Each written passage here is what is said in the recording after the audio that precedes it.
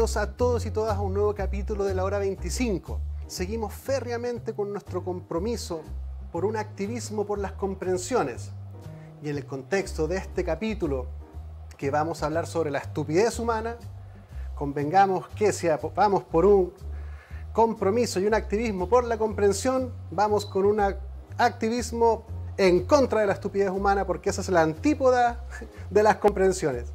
Y para poder ir indagando sobre algunos aspectos que se trenzan entre estupidez, maldad, incompetencia, inteligencia, subdominios de la inteligencia, para poder despertar mejores criterios para sancionar y distinguir lo que está pasando, porque no podemos desatender aspectos importantes por estar atendiendo aspectos intrascendentes que no tienen mayores relevancia o que son accesorios que nos venden como si fuera la última chupa del mate, y que debemos ocupar todos nuestros recursos para pronunciarnos sobre cositas de este porte, mientras están pasando cosas de este porte por todos lados.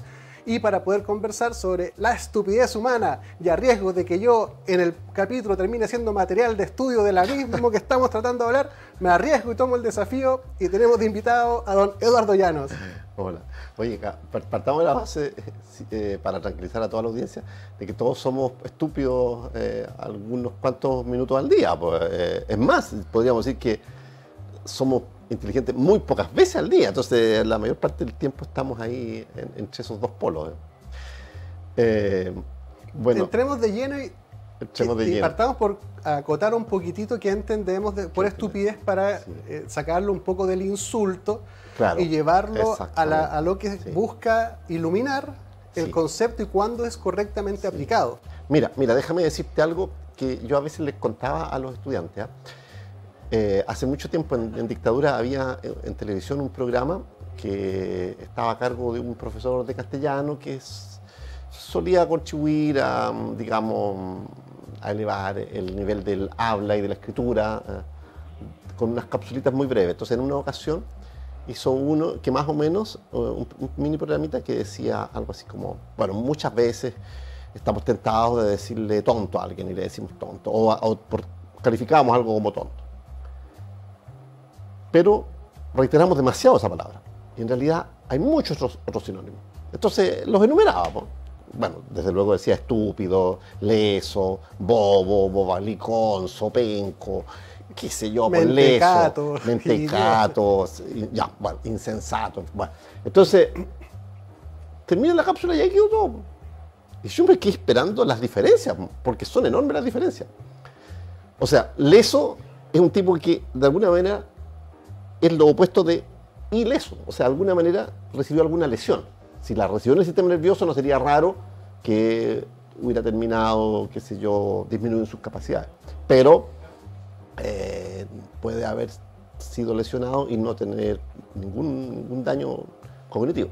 Entonces, bueno, en el caso de la estupidez, hay una cuestión bien importante. La raíz de la palabra estupidez es la misma que se comparte con estupor. O sea, bueno, cuando tenemos estupor y cuando tenemos asombro. Estupefaciente. La misma raíz. De hecho, en latín, estupor es el verbo que se refiere a asombrarse.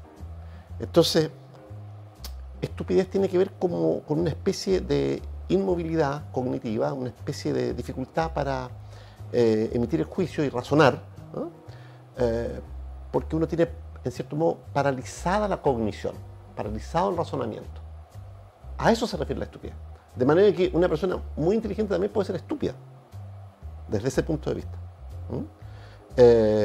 Y yo creo que eso, como entrada, deja tranquilo a todo el mundo, porque todos somos en parte estúpidos.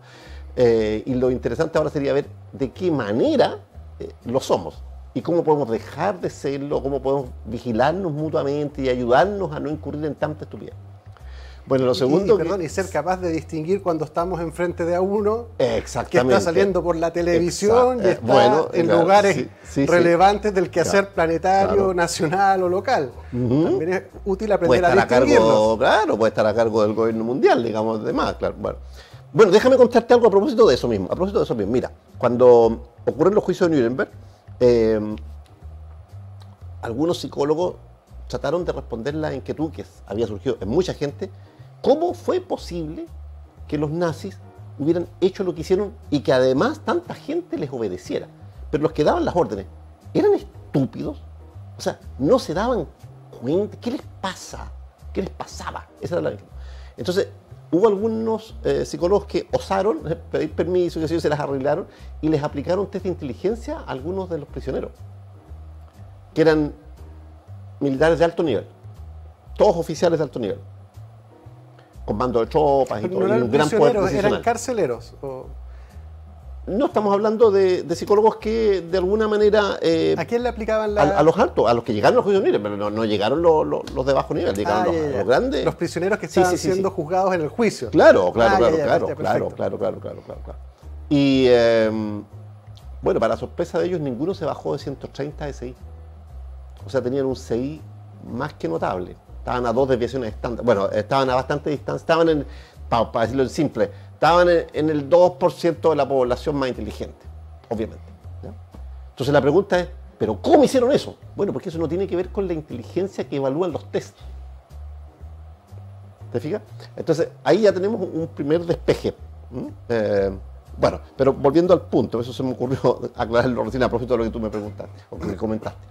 Entonces, una cuestión, yo creo, muy relevante en todo esto es una reflexión que hizo Bonhoeffer, también un judío, que los judíos han reflexionado mucho sobre estas cosas, porque evidentemente para ellos el trauma del holocausto todavía no se puede terminar de asimilar, eso es inasimilable. Es incomprensible. Claro, es que es algo muy insólito. Bueno, entonces, bueno, para los propios alemanes también, pues la revisión autocrítica. Bueno, y para el mundo entero, si el nazismo se expandió por el mundo, pues. Si hubo.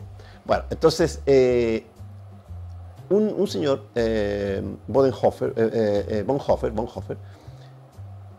razonó una vez e hizo un pequeño ensayo sobre la estupidez y llegó a una conclusión un tanto paradójica que yo creo que vale la pena citarla. Él, comparando la maldad con la estupidez, llegó a una conclusión bien lapidaria y dijo, en realidad la maldad es menos mala que la estupidez. El argumento es bien sencillo, pero es convincente. Él aclaraba que en realidad al malo de alguna manera le podemos aplicar la ley, cuando se excede, cuando delinque, cuando incurre en una falta flagrante, comprobable, acreditable. Pero ¿qué podemos hacer con el que por estupidez comete errores y provoca un daño increíble? Si fue un estúpido nomás. O sea, hasta en el derecho se distingue la impericia, por ejemplo, como un primer grado, hay una impericia culpable, por ejemplo. No sé, hay algo que no cabría esperar de un profesional, porque el profesional no puede ignorar eso. Entonces ya, ese nivel tal vez sea punible, pero en la mayor parte de los casos la estupidez se va sin castigo, termina sin ningún castigo. Por último pide permiso, pide perdón la persona, pide perdón. Bueno, entonces ahí yo creo que tenemos un segundo punto de partida bien clave. Sí, también me gustaría complementar esa distinción porque además la maldad es más, al ser más previsible, porque responde a una planificación, a una búsqueda, a un objetivo, es bastante más atajable. Claro. La estupidez, por su parte, es impredecible. Exactamente. Por tanto, es más peligrosa. Claro. Bueno, ese es el argumento de Bonhoeffer y también lo hace suyo Chipola, del que vamos a mostrar un esquemita que yo creo que es bien clarificador. El esquemita correlaciona dos grandes cuestiones. En primer lugar, ahí está. Dos cuestiones básicas. O sea, ¿qué nivel de ganancia provoca el acto, la actitud, las palabras, ¿verdad? La acción, la conducta que vamos a calificar de estúpida o no estúpida? ¿Qué nivel de ganancia provoca? Para la persona que la ejecuta y para los otros, ¿no? Ahí tenemos el cuadrito, ¿no? Entonces, tenemos ahí 4 grandes tipos, digamos, ¿no? Se considera estúpido allá abajo, ¿verdad? El comportamiento, el acto que provoca, ¿verdad?, daño o al menos ningún beneficio para la persona que lo ejecuta y daño para otros, ¿verdad? Entonces, mientras más daño provoque a sí mismo a la persona, ¿verdad?, que está actuando, y a otros, más estúpido podríamos calificar su acto, su conducta, su comportamiento, ¿verdad? Pero por el otro lado, por supuesto que hay personas que son incautas o ingenuas, O sea que actúan en contra de sí mismos sin darse cuenta, pero al menos benefician a otros. Entonces, si el mundo estuviera lleno de ingenuos, bueno, algunos serían beneficiados por la ingenuidad del otro, digamos. Está, por supuesto, el malvado que daña a otros, ¿verdad? Y que siempre gana él mismo, hace el daño para ganar él, digamos. Por ejemplo, el caso prototípico es un ladrón, digamos, ¿no es cierto? Ya. Bueno, pero está por el otro lado la posibilidad de generar beneficios para el otro y para uno mismo. O sea, ese sería el comportamiento inteligente, el comportamiento productivo, el comportamiento ideal, digamos. Colaborativo, prosocial, generativo, etcétera, sociogenerativo. Entonces, desde ese punto de vista, este esquemita, gracias por mostrarlo, ¿eh? Nos hace 4 cuadrantes que yo creo que son muy útiles. Pero claro, hay matices, porque hay, como es una especie de, digamos, de cuadro cartesiano, así con abscisas y ordenadas y todo lo demás. Entonces uno podría ir ubicando en las coordenadas, en estas coordenadas, cada comportamiento. Incluso yo creo que tiene otra ventaja. Uno puede, de alguna manera, sentir con esto que se le abre el abanico. Porque frente a algo que uno iba a hacer, evaluado con este cuadro, uno puede descubrir que, por ejemplo, hay algo que le puede añadir, agregar o cambiar a ese comportamiento, a esa decisión, ¿verdad? A esa actitud que uno iba a tomar para hacerla más beneficiosa para otro y para uno mismo. Entonces uno se puede ir acercando al comportamiento inteligente. Y por último, en el peor de los casos, uno al final del día podría también evaluar, ¿verdad?, qué tantos comportamientos ingenuos, malvados, ¿verdad?, inteligentes o estúpidos tuvo durante el día, y uno podría acostumbrarse a esa evaluación cotidiana, a la manera en que antes se propiciaba que los niños hicieran un examen de conciencia cada noche, ¿no? O sea, que vieran cada noche qué habían hecho durante el día y cómo lo habían hecho y qué estaba mal y tal. Pero eso tenía el defecto de que se centraba demasiado en las malas acciones. Aquí podríamos hacer un paneo global y podríamos ir haciendo una especie de estadística cotidiana de dónde está predominantemente ubicada nuestra acción, sobre todo por los efectos, no por las intenciones, porque las intenciones casi siempre son nobles. Y también intencionar y proponer fuertemente que también sirva como mapa para cuando uno escucha a alguna autoridad y escucha lo que está diciendo, y si tiene la consideración de argumentar lo que está diciendo, que eso ya no siempre está disponible, uno podrá decir, es malvado, es estúpido, es incauto, es inteligente, y levantar las alertas cuando uno esté ante estupideces declaradas o gente malvada, claro, evidentemente. Claro. Bueno, en ese sentido, sí, yo también creo que esa sería una utilidad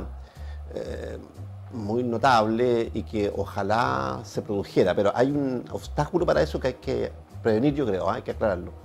El obstáculo es que la inmensa mayoría de las veces los más malvados, los psicópatas así como de libro, se las arreglan para generar una apariencia de beneficio. Y aquí creo que entra un factor clave en la estupidez, y es el factor de juzgar las cosas, tanto las que tienen que ver con uno como las que tienen que ver con otro, ¿verdad? Las posibilidades que uno concibe como las posibilidades que se le ofrecen, a partir meramente de una parte.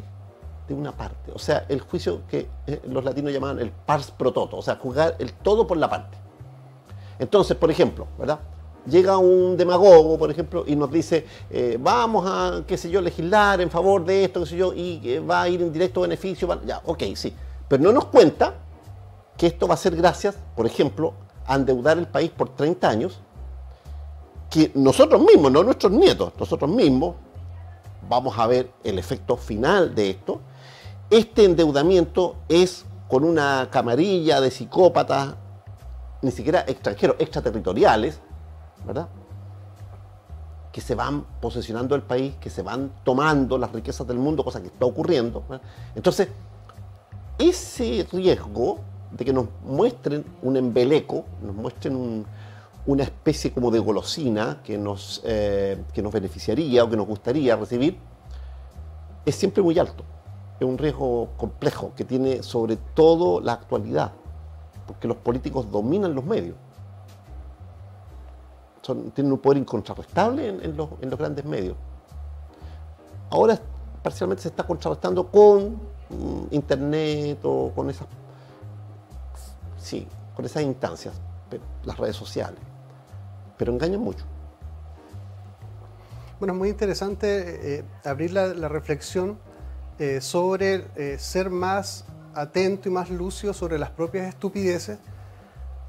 Me gustaba este tema de los niños de la revisión de conciencia, que si bien tiene muchos problemas, porque en verdad termina siendo recursivo, en verdad los criterios por los cuales un niño puede juzgar lo bueno y lo malo, adolece de mucha finura, pero creo que es algo que uno pudiera decir de qué forma pudiéramos restituir la moral, sobre todo la moral, para poder reacordar una nueva forma de un contrato social, conservando o rescatando o ajustando aspectos morales.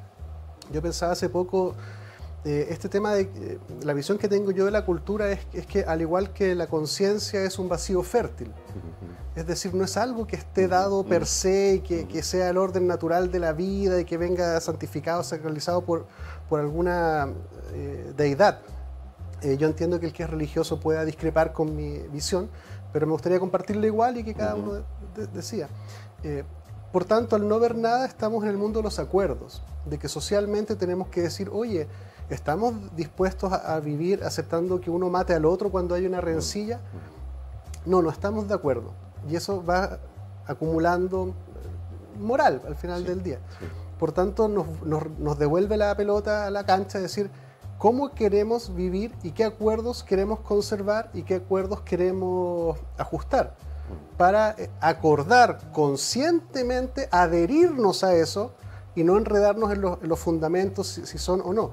Es decir, vamos a acordar que la mentira es mala, vamos a acordar que los estúpidos no pueden llegar a cargos de alta posición de elección popular por lo menos. Eso me parece muy relevante de entender de cómo nosotros mismos estamos generando condiciones muy estúpidas de vida y estamos comportándonos como ciudadanos evidentemente estúpidos, tomando decisiones estúpidas, eligiendo otros estúpidos para que nos dirijan estúpidamente y todos estúpidamente vamos más o menos contentos porque hay democracia. Y eso enreda, eso conlleva un nivel de estupidez pero recursivamente potente. Claro, porque además hemos comprado la idea de que la democracia tal como la estamos viviendo es como el ideal, es como el punto final, digamos, cuando sería apenas un punto intermedio, una plataforma, un mínimo minimorum que se podría exigir a una sociedad, ¿verdad?, para ir generando condiciones de vida que de verdad valgan la pena. Es apenas un mínimo minimorum operativo, operacional, digamos. Además de estar muy manipulada, ¿verdad? ¿Qué es la democracia en definitiva? ¿Cómo se evalúa? ¿Cómo se mide eso? La mayor parte de las veces uno se encuentra con que la gente tiene un concepto de democracia muy básico, muy elemental. Por ejemplo, la mayoría gobierna, la mayoría se impone en una votación, ¿verdad? Y una vez que la votación ha sido sancionada como válida, como legítima, qué sé yo, porque además alguien puede robarse la elección, cada vez más posible, a través de los medios digitales, bueno, entonces gobierna y aplica su programa. ¿Pero es eso la democracia? O sea que si mañana, por alguna razón, todos mayoritariamente nos transformamos en estúpidos, lo democrático, lo ideal sería que aplicáramos entonces nuestro programa estúpido, porque la verdad es que también un concepto clave en la democracia es el respeto a las minorías. Esa es la gracia principalísima de la democracia, porque siempre gobernaron las mayorías, pues nunca les fue difícil, ¿sí? Nunca es difícil imponerse en el gobierno si tú eres mayoría. El problema que realmente viene como en cierto modo a solventar la democracia es asegurar que las minorías tengan la posibilidad de sobrevivir, que no sean conculcadas, que no sean arrasadas, ¿verdad? Ni sus libertades, que tampoco sean irrespetados sus derechos, etc. Y sobre todo que en algún momento puedan hacer su aporte, porque las minorías no solo deben ser protegidas de un eventual, qué sé yo, de un eventual arrasamiento, sino también deben ser respetados en su potencial aporte. Una minoría puede aportar. De hecho, ¿cómo surge la democracia? La democracia surge por una minoría. O sea, si no hubiera sido por personajes como Temístocles, ¿verdad? O en fin, en cualquier momento. Siempre las minorías siempre han sido las impulsoras de los cambios y de las revoluciones. Entonces, una verdadera democracia tiene que no solo respetar a las minorías, sino escucharlas activamente y darles la posibilidad de que en algún momento se puedan transformar en mayoría. Pero una vez transformada en mayoría, habrá otra minoría. Y por lo tanto esa nueva mayoría debe recordar que alguna vez fue minoría y debe pensar. Eso sería lo inteligente. Que además también desnuda, y es muy visible en Chile, y me imagino que en otros países también, la falta de diálogo y de reflexión para primero tratar de comprender al otro antes de decir que es una estupidez, sí, claro, o todo lo que uno puede hacer con la opinión del otro. Sí. De establecer también prácticas muy democráticas como la reflexión, pero la honesta reflexión, no el adoctrinamiento, claro, el insulto, los fundamentalismos ciegos. Hoy día estamos en un proceso constituyente y falta toda la reflexión en torno. Claramente hay cosas a favor, en contra, pero no veo que estemos en una reflexión social sobre lo plurinacional, ni un cambio de sistema político. No veo en el plano societal una reflexión, ni nadie que la esté conduciendo, y lo peor de todo, que nadie la está echando de menos tampoco. Mira, yo proponía alguna vez, esto como jugando a veces con los alumnos en clase, yo les decía que podríamos inventar un mecanismo para instalar en la cultura y en la política, ¿verdad?, una especie como de jornada, así como existe el día de, no sé, el día de la mujer, el día de la secretaria, el día no sé, del medio ambiente, en fin, el día de la autocrítica.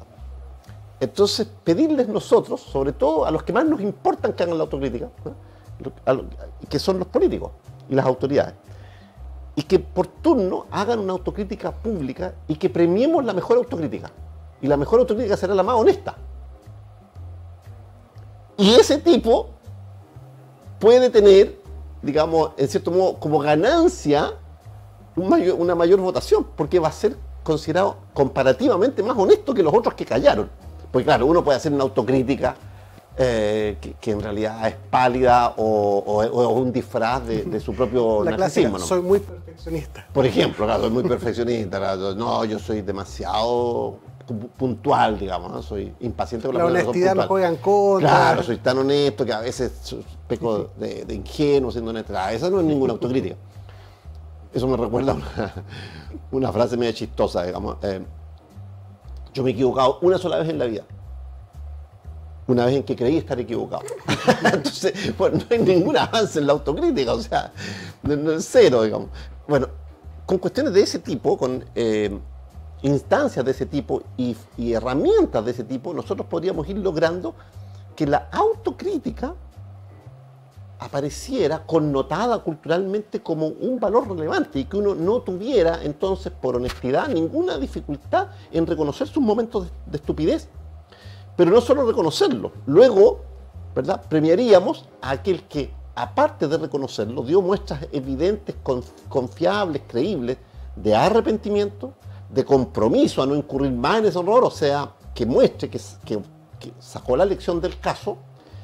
El solo hecho de compartirla de alguna manera nos autoriza a nosotros, ¿verdad?, para recordarle públicamente cuando se esté acercando a un error similar, ¿verdad?, pero que además el avance vaya por la vía de la reparación. O sea, si yo reconozco ante el mundo que cometí un error grave y estoy haciendo mi autocrítica, qué sé yo, y te dañé a ti o a la señora al lado, ¿verdad?, bueno, que además aproveche yo de mostrar cómo, de alguna manera, procuré compensar ese daño que provoqué. Si los políticos hicieran eso en un informe anual o semestral, la política sería harto más transparente.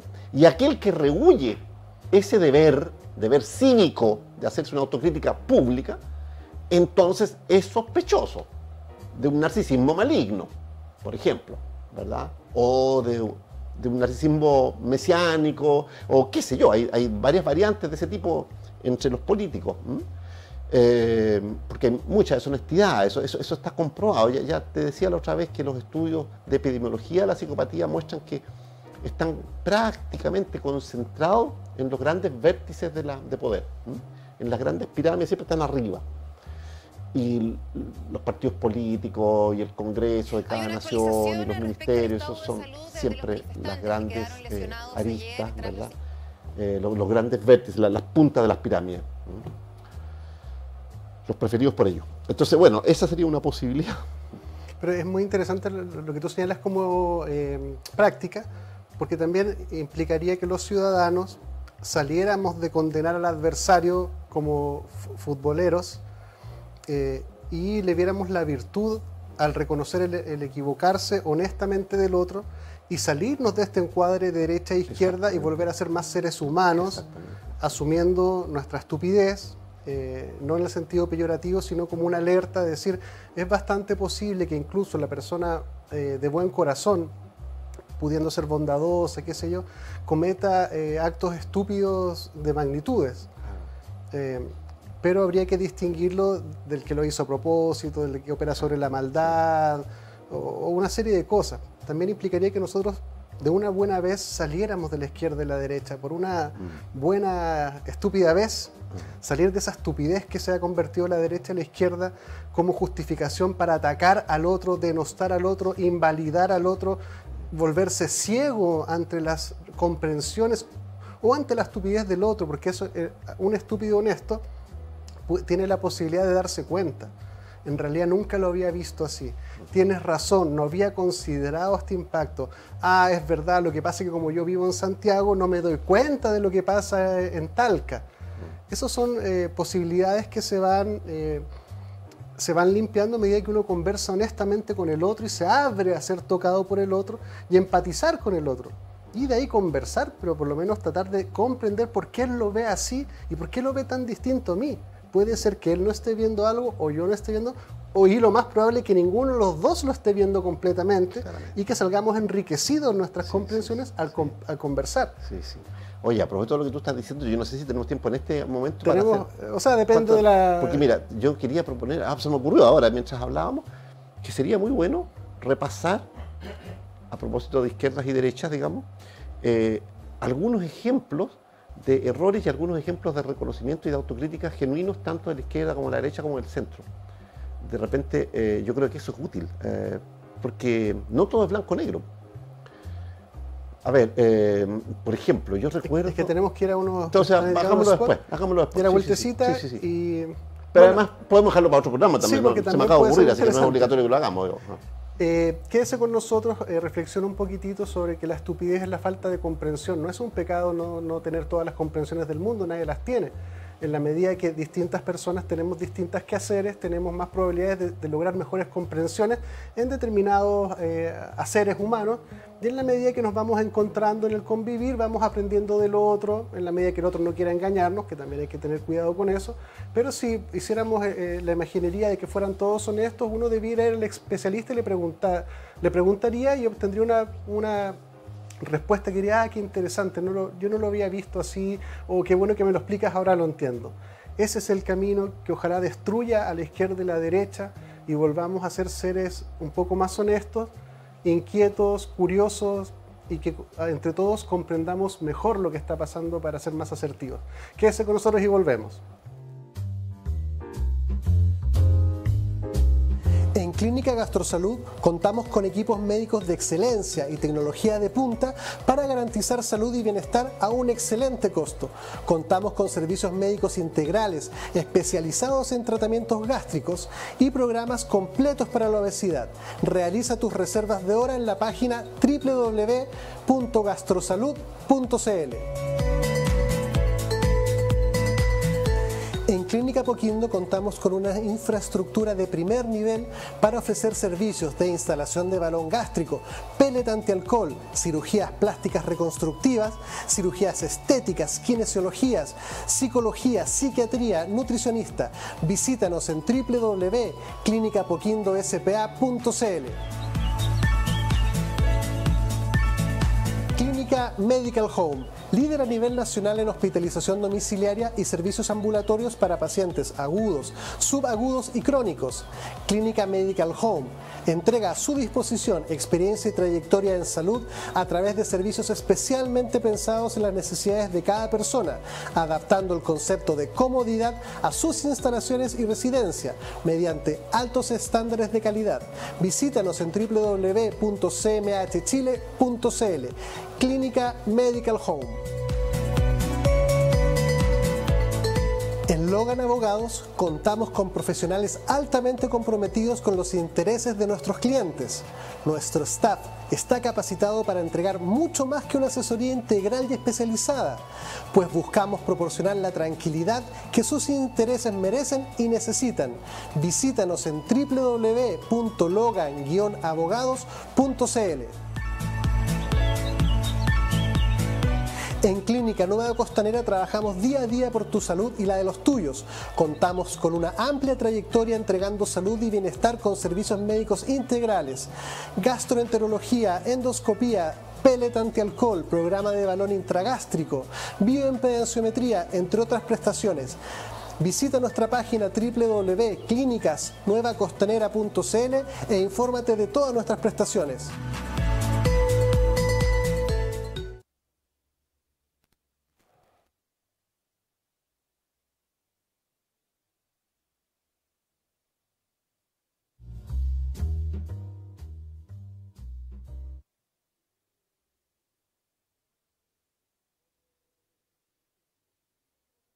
Sí, por eso, pero te decimos cuándo. Sí. ¿Te parece? Te decimos cuándo. Ya, listo, entonces vamos.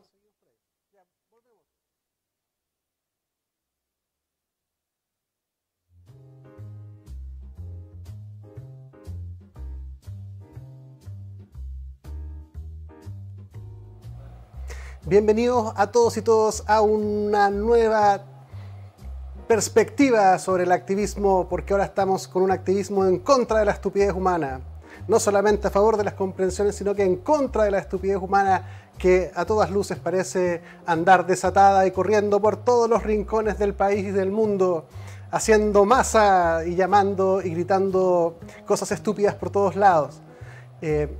Entonces, en atención a ese fenómeno, vamos a iniciar también, complementariamente, las antípodas, un activismo en contra de la estupidez humana y sobre todo a que los estúpidos lleguen a lugares donde pueden hacer mucho mal a granel y en el planeta y en Chile y en la región a nivel micro, macro y de todos lados. Así que vamos a seguir dándole a mejorar las comprensiones para develar a los estúpidos.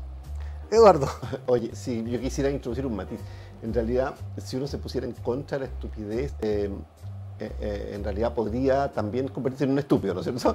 Entonces, yo propondría que si vamos a declararnos en contra de algo, vamos a declararnos en contra de la alianza macabra entre la estupidez y la malignidad.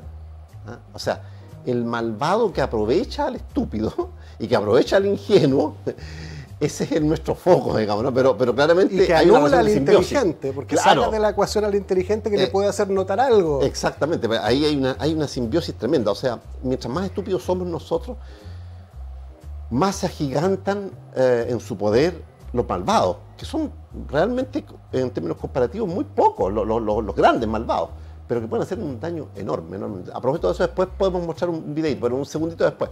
Quiero decir algo a propósito de lo que decíamos recién de la izquierda y la derecha. A lo mejor eso lo tendríamos que dejar para otro programa, pero globalmente sí podríamos decir lo siguiente, creo yo, ¿no? Y es que la derecha, por un lado, sobre todo en Chile, cometió un gravísimo error, grave, que fue minusvalorar el malestar social. Minusvalorar, subestimar la cuantía de ese daño que se le estaba provocando a la población, o sea, lo que se llama el costo social. Eso mismo ocurrió en dictadura. Pero claro, no hubo revolución porque estábamos bajo un gobierno militar. Pero en un gobierno civil, claramente, seguir por el camino de prometer un futuro esplendor, qué sé yo, y continuar con todos esos mecanismos de expoliación, de corrupción, las colusiones interempresariales, los monopolios y los oligopolios y los oligopsonios, los monopsonios, etc. Todos estos males de una cultura en manos de ultracodiciosos fue un error craso, y que la gente no se hubiera dado cuenta al interior de ese mismo grupo fue el error más grave que yo creo que cometió la derecha. No le hicieron caso nunca a Felipe Lamarca, que fue el único lúcido de los empresarios y que dijo hace ya como 15 años, tenemos que soltar la teta, eso es lo que corresponde. Ahora, por el otro lado, por el lado de la izquierda, también se ha cometido un gravísimo error, que es creer que porque la violencia fue también provocada por la implantación de un modelo económico, porque la implantación fue violenta, ¿verdad? Queda entonces conectada cualquier resistencia y cualquier reacción en contra. Incluso incendiar el metro, incendiarle el almacén al viejito chico al que le comprábamos todo en la esquina. Bueno, eso es de verdad un error muy grave, es una falta muy grave, es una demostración de incomprensión, pero sobre todo inhabilita moralmente a quienes sustentan esa defensa de la violencia destructiva para seguir confiablemente guiando al país en cualquier línea. Porque una persona que pretende conectar, pretende justificar la violencia ciega, dañina, injustificada, sociopática, digamos, en contra del bien común, está mostrando que no entiende nada del bien común. Así hable del bien común, porque la gracia de la izquierda era que siempre apuntaba al bien común o a la justicia social. Pero si entonces lo común está en la base, incluso de la palabra comunismo, ¿verdad?, que es un partido, un movimiento central en la izquierda, entonces, ¿cómo puede ser que nos olvidemos de lo común, de lo que es un bien común? Por otro lado, también el centro cometió gravísimos errores, creyendo que por el solo hecho de distanciarse o de mantenerse a una relativa equidistancia de los dos polos, ¿verdad?, ya tenía ganado el poder o tenía ganado, peor todavía, una especie de mejor derecho, ¿verdad?, para erigirse en autoridad moral. Las pinzas, ¿verdad? Eso no ocurría, ni ocurrirá tampoco, porque el centro tampoco es la solución cuando es una opción mecánica, o sea, por descarte de los otros, de las otras alternativas. No, el centro tiene sentido cuando está sustentado en una argumentación, etc. Bueno, entonces yo quisiera dejar ahí nomás esto, pero yo he dicho otras veces, yo soy una persona que soy de izquierda, me mantengo en la izquierda, pero claro, hay ciertas locuras, ciertos extravíos de la izquierda, por ejemplo, extravíos ideológicos que a mí me parecen lamentables, lamentabilísimos. Creer que todo cambio cultural llamado progresista le hace bien al mundo, digamos, es algo demencial, demencial. Estamos corrompiendo a los niños al inculcarles una visión errónea, claramente errónea, insustentable en el plano sexual, en varios planos, ¿no? Estamos haciendo daño. Entonces eso hay que pararlo ya. Pero bueno, esto no ocurre en Chile aislado de lo que ocurre en el mundo. De hecho, es un eco de lo que ocurre en el mundo. Entonces, ahora yo creo que sería bueno que mostráramos un ejemplo paradigmático de ese daño, ¿verdad?, de esos malvados que aprovechan nuestra estupidez. Hay un videíto que quisiéramos mostrar, a ver si nuestros amigos nos ayudan con un videíto en que está hablando ni más ni menos que Klaus Schwab, o sea, uno de los dueños del mundo, de los dueños del mundo. Para este video los invito a escuchar las declaraciones de la persona y después con Eduardo vamos a comentar algunos aspectos o implicancias. Dura menos de un minuto lo que queremos ver. But ladies and gentlemen, excellencies, the future is already here. The future has begun. It's a new system. It changes us. Because it's a fusion of our physical, digital, and biological spheres. It's an integration of those spheres. Just think of sensors planted into our brains. The opportunities are immense. And we have to prepare ourselves already now. Eduardo, ¿qué nos puedes comentar de este video que hemos visto? Es siniestro, lo que está diciendo ese señor es siniestro. En primer lugar, ¿a quién le pidió permiso para imponerle a la humanidad ese cambio transhumanista? Porque es un cambio transhumanista. O sea, pretenden transformarnos en interfaces humanas y máquinas. Vamos a dejar de ser humanos con eso. ¿Quién le ha dado permiso a los gobernantes del mundo para imponer como obligatoria la incorporación de un chip en el cerebro con el pretexto de que vamos a estar mejor monitoreados en salud, en esto, que van a aumentar nuestras capacidades? Pero ¿Quién dijo que eso no podía fallar? Llevamos miles y miles y miles de años con una biología que ya conocemos y le vamos a incorporar algo que inventaron unos señores en unos laboratorios que además están denunciados por psicópatas, por ser psicópatas, porque la industria que se dedica a esto está llena de psicópatas, y le vamos a entregar nuestros cerebros. Pero, ¿quién les dio permiso? ¿De dónde se tomaron la autorización para hacer eso?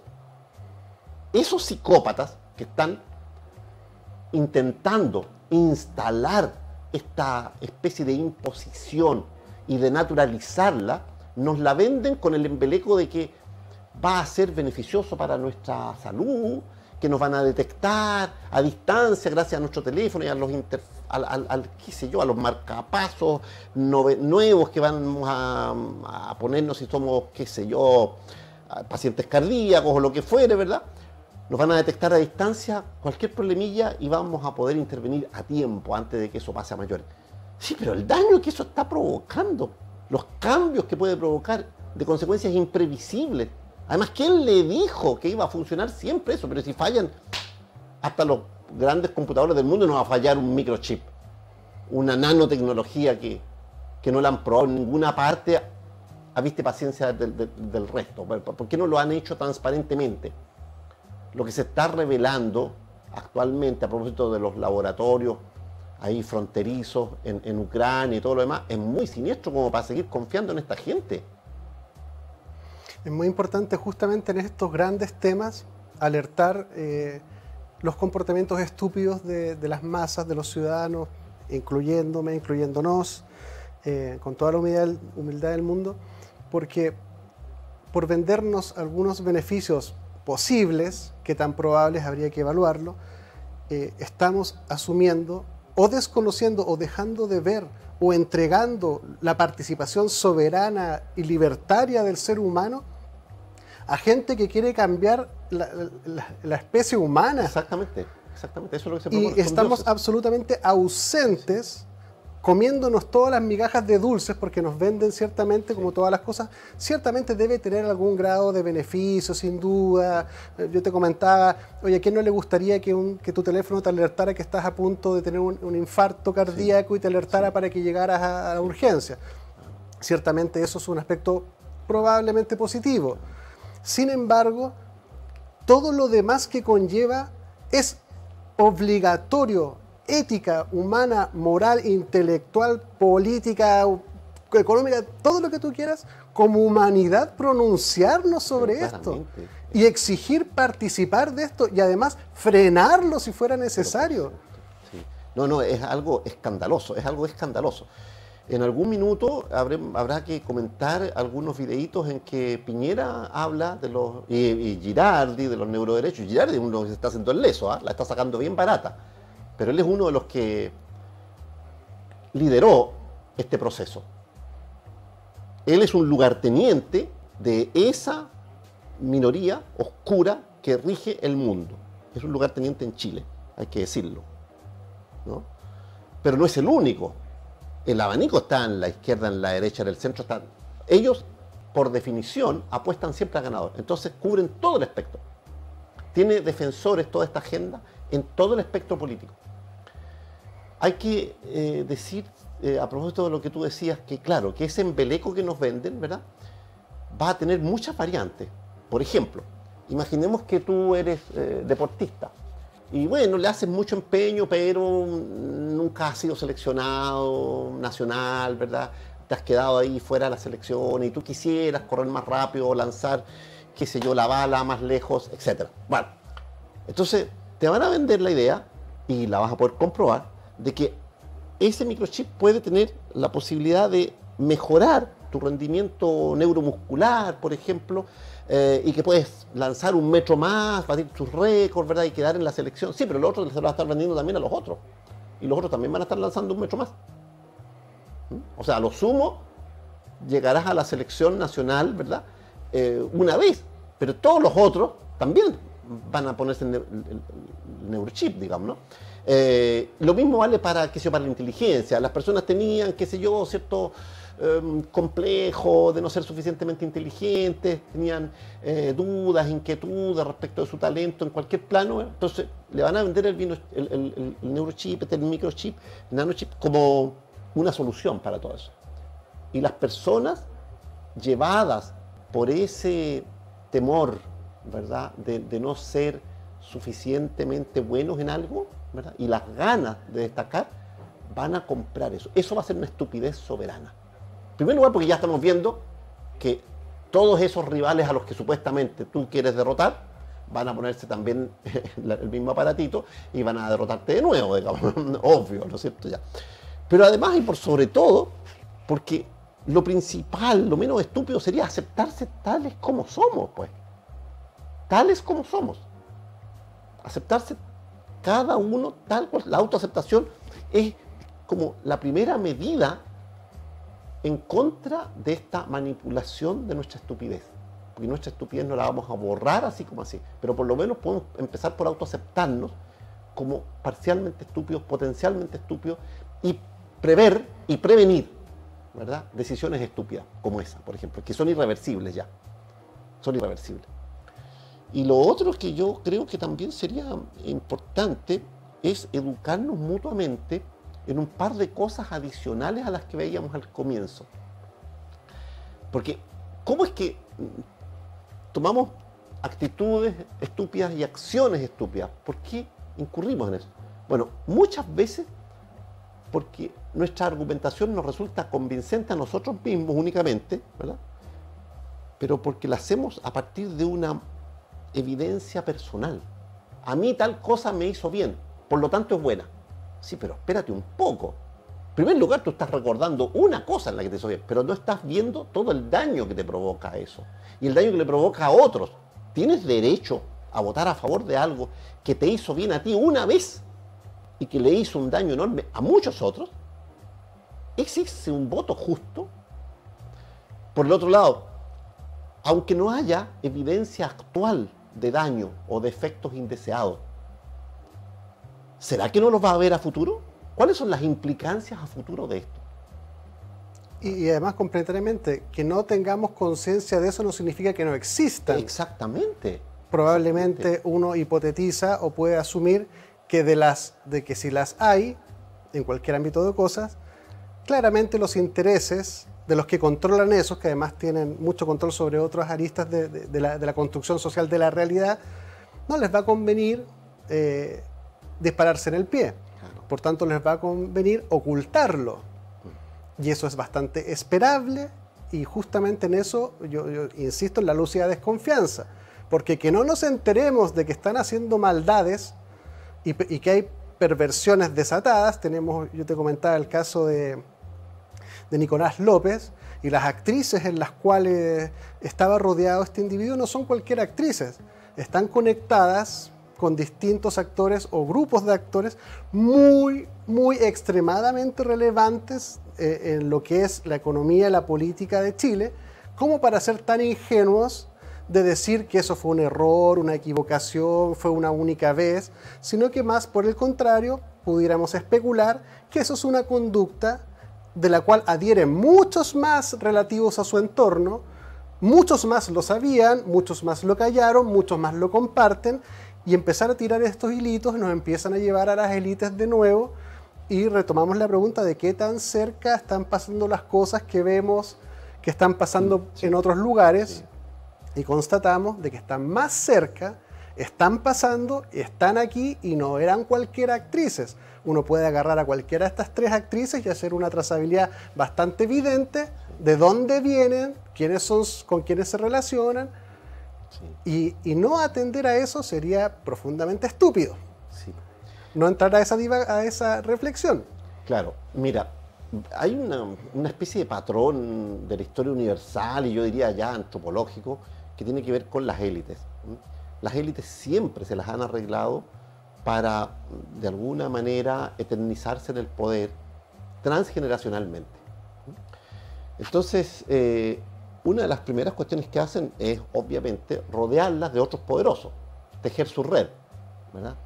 para preferirse entre ellos, incluso por encima de banderías políticas. Por ejemplo, está muy claro en la historia de Chile, supongamos algo así como la familia de los 800, digamos, los Larraín, por ejemplo. Bueno, no importaba que estuvieran en el bando de los liberales, Pipiolo o Pelucones daba lo mismo, ¿verdad? Porque finalmente se encontraban en el asado familiar, en la hacienda el fin de semana o para fiestas patrias o qué sé yo, y se hacían negocios y se ponían de acuerdo, digamos, ¿no? Eso no solo en Chile, en el mundo entero, siempre ha sido así, siempre ha sido así. Todo aquello que aparece en el horizonte cultural como una nueva herramienta que otorga poder, ya sea tecnología, ya sea educación, ya sea cultura, es apropiado de inmediato por las élites y aplicado y entregado a las nuevas generaciones, de su propio grupo, por supuesto. Entonces se mantienen. Mira, hay cuestiones tan evidentes como la siguiente. Nosotros estudiamos historia y decimos, bueno, la Revolución Francesa, qué sé yo, terminó con o la Revolución Rusa, terminó con los Romanov, terminó con la nobleza, la Revolución Francesa. Sí, ok, fueron decapitados, fulano, sí, nos fijamos en los decapitados, digamos. Pero, o en los que fueron defenestrados.